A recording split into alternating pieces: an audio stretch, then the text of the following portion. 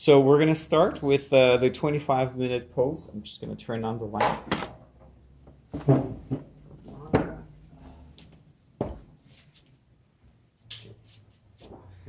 you still see me? Yeah. I'll have to look down though. Yeah. Look down is good. Okay, so for the first 25 minutes, guys, just like in our previous exercises, we're going to start with the drawing part. So it's going to be our initial steps with transparent yellow oxide. So I'm just going to put the timer. Are you cutting on the music? Yeah. I just want to focus on the painting. So there won't be any music. Plus, it's going to go on YouTube, and I don't have.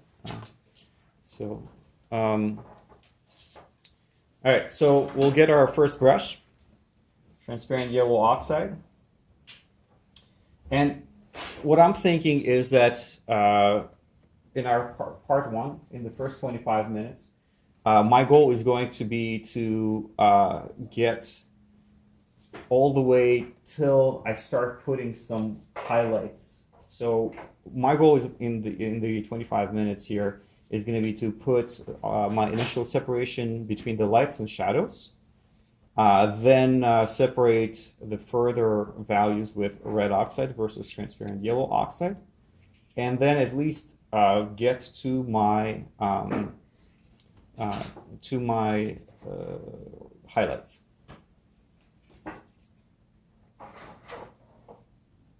So first thing, guys, remember the first part is composition, because if you miss the composition and get straight into the details, or just are trying to think too much about the resemblance rather than thinking about how you're designing the page, you might end up with a half empty page or with a head that does not fit into your space. So what you want to make sure is that you you check your top of the page, bottom of the page, look how the head fits in the page. You don't have to get the proportions absolutely right. So just getting the basics, the width versus the height, and just to make sure that your composition is well balanced. Once we take care of the composition, the second thing I'm going to look for, and so those of you who are sitting, we're looking at at Monica from below, which means that we have to make sure that our alignment between the earlobe, for example, and the base of the nose is corresponding to what we see there. It's always the relationship between the ears and the nose that read as elevation, or as if we're looking at our model from the same height. So in my case, and I'm a little bit closer, so it's going to be a little bit different, but the bottom of her ears are actually aligned with half of her mouth. So it's somewhere around here. Now, if you're drawing someone on your eye level, so if you're drawing somebody on the same height as you, you'll notice that the nose and the ears are going to be the bottom of the nose and the bottom of the ear is going to be aligned. This is a really important part of information when you're getting your initial works down, because from the very beginning, just with couple marks, you're able to suggest the angle at which you are painting your model. So going further, what we're going to do is isolate our darker shapes. So we're just for now using transparent yellow oxide and nothing else. And we're also using our brush, the shape of our brush, to best describe those shapes of darks. So if you guys see the screen, you can, or if you see me do it live, I'm literally moving my brush to lay down paint in order to just cover the shape. So I'm kind of drawing and painting at the same time. So my brush literally, it's almost like if I had a stamp and I was creating a shape of the shadows with my brush without kind of dragging the paint too much. Here we go.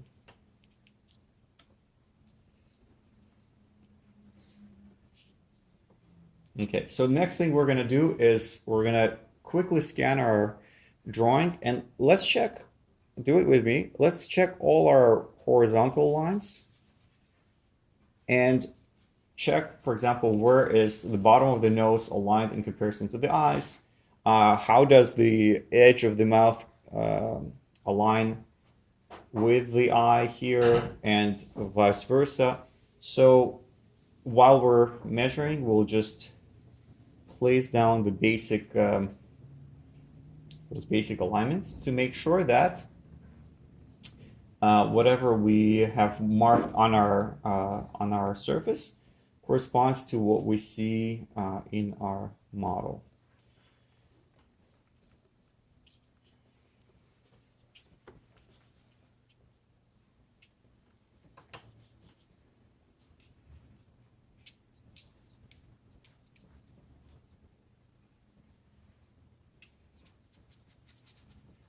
So at this point, I'm also going to start covering my larger dark shapes here and here. Now, the next thing is going to be for us to verify the amount of forehead that we see in comparison to the nose, in comparison to the jaw. When you look at your model straight on, you know, there's this in every drawing book, they'll say, you know, you split the forehead, nose, and the bottom of the face into thirds. It's all great until you actually start varying the angles under which you're looking at your model. So now it would be a good opportunity for us to double check if that is the case. So just to give you a heads up, Monica, don't turn your head, please. Your head is slightly turned, which is good. Yeah. But let's make sure that this is how we're gonna Yeah, yeah, keep it for the rest of the pose. Okay, great. It's yourself. Yeah, okay, perfect. I guess it's yellow, so it's easier to focus on things. Okay, so so let's just quickly check our ratio of, let's say, the forehead versus versus the bottom of the face, and just make sure that what we have here corresponds to what we see in life.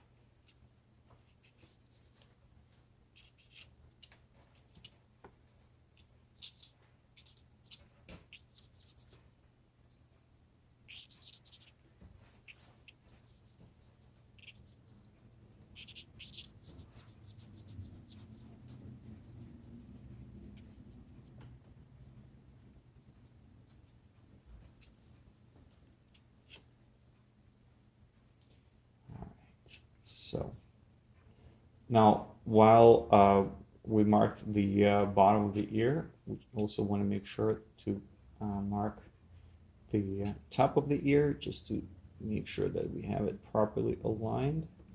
So I have it roughly here, the lower eyelid. Okay.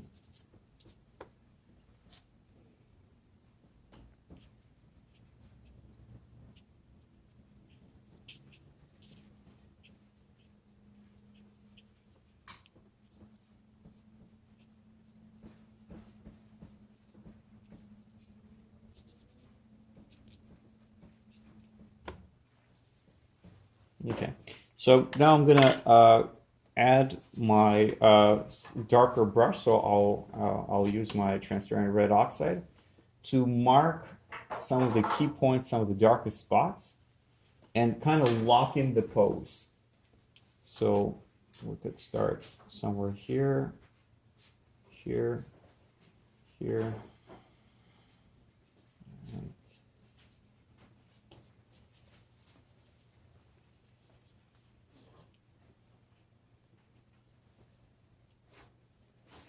So I'm just going to double check my alignments. And with the darker value of transparent red oxide, I'll be able to confirm some of the spots that I've marked before. It's a similar process, as I've been mentioning it in the past, of getting your prep drawing with an H pencil and then actually going over with ink and confirming the the drawing. So here we're just able to mark our darker values, but also transparent yellow oxide might create a bit of that, not a mess, but you know, there might be too much information that where we start losing the clarity. So with this approach, we're starting to separate the lights, the lighter values from the darker values. So for now, for example, I'm looking at the forehead and I'm trying to see how exactly is the forehead separated here. So I'm trying to read the shapes. Also, I would like to bring your attention to the idea of painting efficiently rather than trying to paint fast. Painting fast and painting efficiently are not the same thing. So you don't need to move your brush fast, or you just want to look at the shape you're trying to describe, and then for instance here, just with few brush strokes like this, I'm trying to cover that shape. So I'll just show you guys again. So for instance, if I'm trying to describe the bottom of the mouth here, I'll just mark the key points. I'll make sure that the alignment that I'm showing on my painting is the same as in life, and I'm going to add those lines right there. Here is a really good opportunity for us to differentiate the shadow on the skin versus the shadow in the background. So I'm going to make sure that that my lines there, and we're also going to align. So for example, I want to identify where exactly does the jaw line turn here. So this and this. So I could check out how does it align with the eye. So it aligns with the edge of the eye here. And it's about, from my view, it's about halfway on the chin here. So there you go. All right. So far we have 12 minutes that have gone by. So I'm hoping that by the time we're going to reach the 25-minute mark, we'll have more or less basic understanding of our proportions. We're not getting too deep into the drawing, because drawing will be developed as we move along. But for now, I want us to just get some of the basics of the pose, and just to get an overall idea of what our painting will look like even at this stage. By the way, do I have any questions so far? All right. Not yet. Good. I'm sure there's going to be many questions. Okay. So I have a question for you. What are we going to do about the fact that our background is dark and the hair is dark? We can lighten the background. Yes. And what if your goal was to paint exactly as is?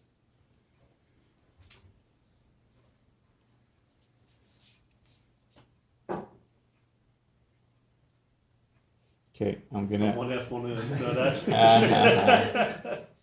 It's okay. So. Change the hue? So the process is actually close. So the process is no different from what we're doing now. At the beginning, what we did is we took our lights and shadows and divided them in two. So we had, the light was pretty much gray paper, and then the shadow group was our transparent yellow oxide, or rather that value that it represents. In that, what we did is we went in further and carved out the darker spots with transparent red oxide. If you think about what's happening with the dark background, is it's actually not that much different from what we're doing here, except that the steps are not as big. So the difference is that there is a point where our dark background is slightly lighter than the shadow in the hair, and then there is a point where our light in the hair is lighter than the value of the background. But the value is so close that I would say it would only make sense to me to cover the whole thing together except the highlight. And then as we paint along, then observe closely that separation and only then insert that difference. Because if you were to compress the amount of values you worked with, it's actually pretty much the same value in comparison to all the values that are taking place in the light. So and then as you guys mentioned, there is a slight hue variation. The color of the hair is a bit warmer, so we could play with these nuances. And as a matter of fact, it's these nuances that make painting really fun and exciting, because this is really where you can play around with the idea that you don't have to put an outline everywhere. Sometimes you can complete a picture just by indicating a couple of spots, couple of suggestions, and our brain completes the information. So as a matter of fact, here we could add a bit of a light. Here we could have a few darker values. Here we could have a darker value, and then our brain will complete the rest of the information, suggesting that, oh, there is actually a whole form happening behind these marks. So you don't have to put an outline, clear outline everywhere. Sometimes you just need few lines to indicate what's going on in the background.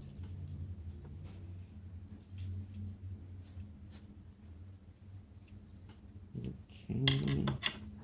So now I'm going to go back to my previous value, so the yellow oxide, and I'm going to make sure that I mark all the parts of the drawings that I haven't yet. So just like the shadow under the chin. Also, as you guys remember from my past demos, it doesn't mean that you always have either one value or another. So it doesn't always mean that either you have transparent yellow oxide or transparent red oxide. At times you can have a transition between both. So for instance, around the ear area, we could start, or the hair here, we could start with red oxide and then move into the transparent yellow oxide.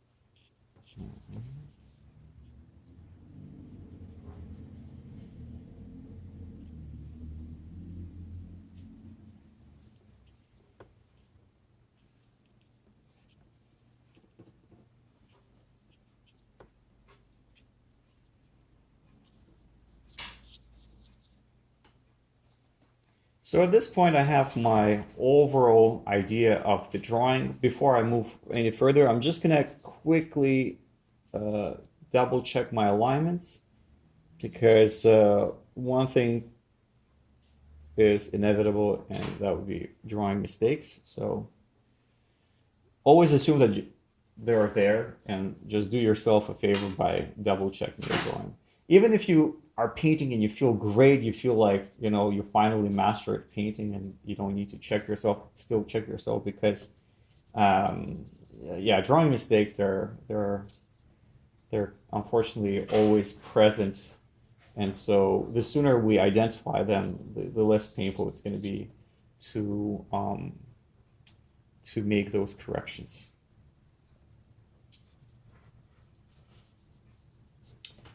Okay, so now we are we have 5 minutes left before the end of this part of the painting. So I think we are ready to throw in some highlights.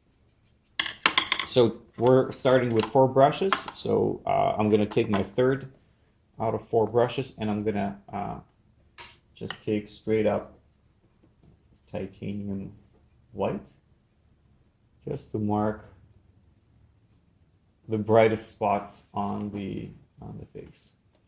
So as you guys remember, these marks are rather placeholders than the actual values, but they help us to establish a full tonal range, because we're not copying what we see, we're trying to interpret and build form and volume. So I think from this angle, and it's going to be a bit different from depending on where you're what angle you're painting from, but I think having a highlight definitely on the in here on the nose, on the forehead, and for me, I actually see a bit of a highlight on the chin right here.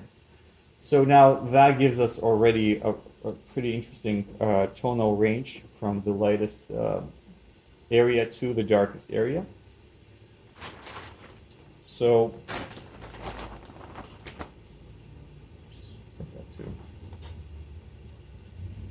then we're gonna drop our value a little bit. So I'll test my color.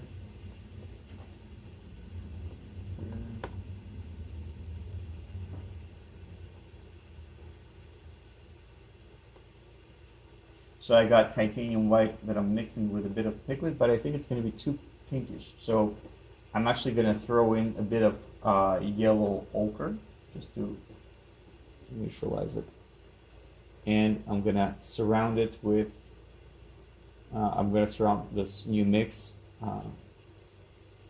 with my lightest light, just to give my light a bit of a color context, because otherwise it's just straight up value. Okay. So now I'm gonna introduce a second brush. We can at this point start working with 2 brushes. I'm gonna take my rose gray. I'll mix it once again with yellow ochre. And actually, that would be even too warm, because our colors there, we're painting under a cooler light, so we can throw in any kind of blue. So here I have a violet gray, or any kind of a blue. You can even throw in some ultramarine blue. It doesn't matter, as long as you balance your color and get it a bit more on the cooler side than the warmer side. And where I'll insert that color is going to be in the areas that are still in the light, but not in the brightest area, so not in the highlight. So something like this. And then we're going to be connecting these 2 values with these 2 brushes.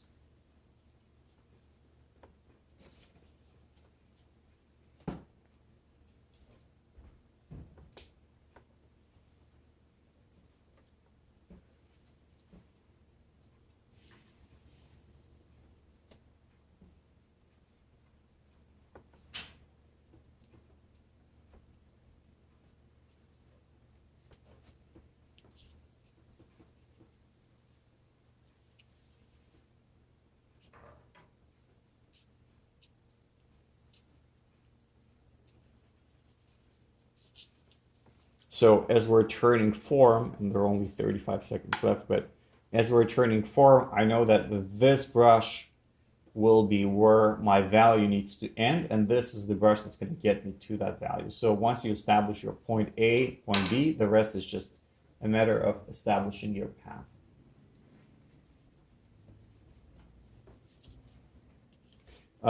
I always recommend starting from the forehead because you have pretty nice range of tones without having a complexity of the drawing to deal with, such as around the eyes.